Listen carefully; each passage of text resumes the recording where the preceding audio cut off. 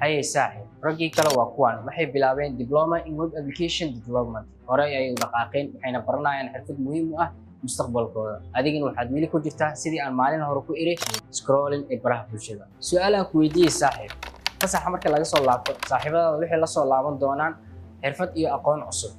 Laakiin saaxiib, adiga maxaa la soo laaban doontaa? Oob saaxiib, miyaad marsiga ka dhiganaysaa Muqdisho ma joogin? Baydhabo ayaan joogaa. Ogow, xarunteena Baydhabo waad iska diiwaangelin kartaa. Haddii aadan joogin Baydhabo ama Muqdisho, waxaad weli fursad u haysataa inaad iska diiwaangelisid online. Fursadda meel walba ayay taallaa, kaliya waxay ku xiran tahay inaad go'aan qaadato. Halumin fursad kale, hadda bilow safarkaaga waxbarasho ee web application development. Una diyaar garow inaad ka mid noqoto xirfadlayaasha suuqa.